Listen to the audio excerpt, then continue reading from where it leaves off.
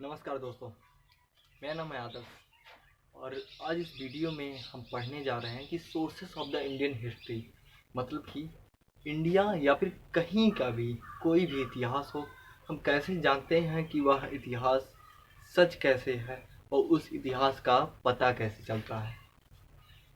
कई लोग हैं जो कहते हैं कि कैसे हम हिस्ट्री को माने कि हाँ ये सही है, लेकिन कुछ ऐसे सोर्सेस हैं जो ये प्रूव करते हैं कि हिस्ट्री का ये पार्ट या फिर ये हिस्सा जो है एकदम सही है। तो इन्हीं हिस्सों के साथ और इन्हीं की बात हम करने जा रहे हैं इस वीडियो में। देखिएगा, सबसे पहले major sources of the Indian history, मतलब कि कौन कौन से महत्वपूर्ण सोर्स हैं जो इंडियन हिस्ट्री को या फिर किसी भी हिस्ट्री को कंफर्म करते हैं कि वो सही है। सबसे पहले है मटेरियल रिमेन्स। ये ऐसे रिमेन्स जो खुदाई में या फिर कहीं भी किसी भी प्रकार से इतिहासकार के हाथ लगा, स्कॉलर्स के हाथ लगा, उन्होंने उसको स्टडी किया और जाना कि ये किस टाइम फ्रेम से इसका टाइम फ्रेम मैच करता है और किसकी हिस्ट्री हो सकती है। इसमें आते हैं टूल्स, स्टोन और कुछ। टूल्स का मतलब कि कोई भी औजार जो इस्तेमाल करते थे पहले लोग, वह औजार पैलियोलिथिक, मेसोलिथिक, नियोलिथिक, चाल्कोलिथिक कभी का भी हो सकता है। उसी की कार्बन डेटिंग करके हम उस मटेरियल रिमेन्स का पता लगाते हैं कि वो किस समय से मिलता जुलता है। दूसरी चीज़ जो इम्पोर्टेंट है वो है कॉइन्स और इंस्क्रिप्शन। दोनों एक साथ हम इसलिए बोल रहे हैं क्योंकि दोनों आर्कियोलॉजिकल सोर्सेस के पार्ट हैं। देखिए, आर्कियोलॉजिकल सोर्सेस 3 पार्ट में डिवाइडेड है। कौन कौन सा? सबसे पहला जो पार्ट है उसको कहते हैं कॉइन्स, जो दूसरा पार्ट है उसको कहते हैं inscription, and the third part is monuments. तो कॉइन्स, किस तरह से कॉइन्स की इस्तेमाल करके हम लोग इंडियन हिस्ट्री का या फिर किसी भी देश का हिस्ट्री का पता लगा सकते हैं। देखिए, कॉइन्स की स्टडी को हम कहते हैं numismatic. Numismatic is the study of the coins.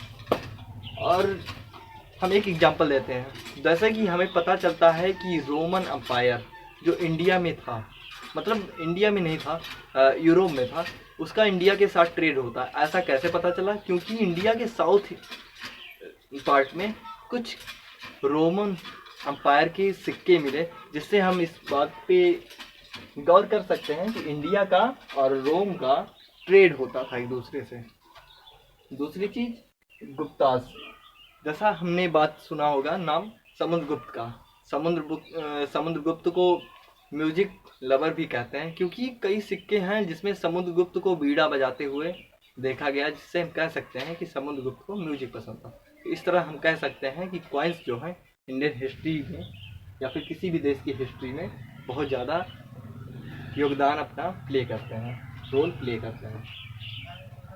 उसके बाद जो आर्कियोलॉजिकल सोर्स में आता है यह भी इंस्क्रिप्शन। इंस्क्रिप्शन मेनली 3 पार्ट में ये भी डिवाइडेड है।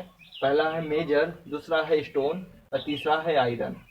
इसकी स्टडी को हम एपिग्राफी कहते हैं। Epigraphy is the study of the inscription. Inscription बड़े बड़े हो सकते हैं, स्टोन के हो सकते हैं और साथ ही साथ आयरन की भी हो सकते हैं। सबसे ज़्यादा भारत में इंस्क्रिप्शन जो है हमें मिलता है मौर्यन और गुप्त पीरियड के आसपास। फॉर एग्जांपल, इन इंस्क्रिप्शन का इस्तेमाल कब होता था? जब किसी को लैंड ग्रांट, किसी को भूमि दान दी जाती थी, या फिर कोई भी राजा महत्वपूर्ण कार्य करता था, कोई मॉन्यूमेंट्स बनवाता था, कोई मंदिर बनवाता था, तब वो इन इंस्क्रिप्शन पे लिखवा देते थे कि ये क्या है, कब बनवाया गया, किसके द्वारा बनवाया गया। ठीक है, और इसी को हम स्टडी करके हम जान जाते हैं कि इंडियन या फिर हमारी हिस्ट्री जो है वो कैसी थी। एक और एग्जांपल दे सकते हैं। 1838 में जेम्स प्रिंसेप नाम का एक इंग्लिश मैन था, जिसने स्टडी किया, ईस्ट इंडिया कंपनी से था।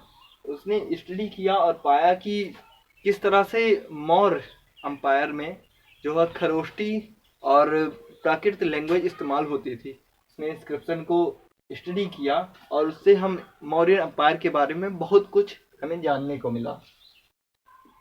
उसके बाद हम आते हैं लिटरेरी सोर्सेस। ये भी बहुत इंपॉर्टेंट होते हैं, लेकिन प्रॉब्लम इसमें क्या है लिटरेरी सोर्सेस में?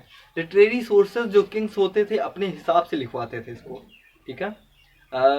कुछ तो थे जो काफ़ी ज़्यादा उनके जो किंग मतलब जो उनके पोइट होते थे उनको बहुत बढ़ा चढ़ा के लिखते थे, या फिर जो उनके ऑथर होते थे वो उनको बहुत बढ़ा चढ़ा के लिख देते थे। कुछ सोर्स हैं जैसे पुराण, महाभारत और रामायण, ठीक है। तो महाभारत से हम कैसे इंडियन हिस्ट्री का पता लगा सकते हैं, इसका एक एग्जाम्पल। फॉर एग्जाम्पल महाभारत में हम देख सकते हैं कि किस तरह से पैट्रियार्की सिस्टम था, उसके बाद फिर एक्सोजेमी था। तो इन सब चीज़ों से हमें यह पता चलता है कि उस टाइम पे ऐसी कल्चर्स रही होंगी, इसीलिए महाभारत इस तरह से लिखा गया। कई लोग इसको गलत भी मानते हैं, लेकिन यह तो ऐतिहासिक मुद्दा है, इस पे बात करना गलत ही है हमारे लिए। रामायण हो गया, यही सेम चीज़ रामायण के साथ भी है। और पुराण, जैसे हमें पता है 18 पुराण होते हैं। मत्स्य हो गया, वायु हो गया, वारा हो गया, गरुड़ हो गया, ऐसे ही 18 पुराण होते हैं। तो लिटरेरी सोर्सेस का भी हमारे हिस्ट्री को फ्रेम करने में बहुत ज़्यादा योगदान होता है। उसके बाद फिर पांचवा जो चीज़ है वो है फॉरेन अकाउंट। अब फॉरेन अकाउंट कैसे बताते हैं हमारी हिस्ट्री को, यह भी जानना जरूरी है। इंडिका, इंडिका कौन लिखा था? मेगास्थनीस। मेगास्थनीस, उसके बाद रियला, ये सब कुछ ऐसे बुक्स हैं, कुछ ऐसे अकाउंट्स हैं जो फॉरेनर द्वारा लिखे गए हैं, जो इंडिया में आए यात्रा वृत्तांत के रूप में। इससे हम इंडिया के बारे में बहुत कुछ जान सकते हैं। आशा है यह वीडियो आपको अच्छा लगा होगा। अगर अच्छा लगा है तो चैनल को सब्सक्राइब करें, लाइक करें। धन्यवाद।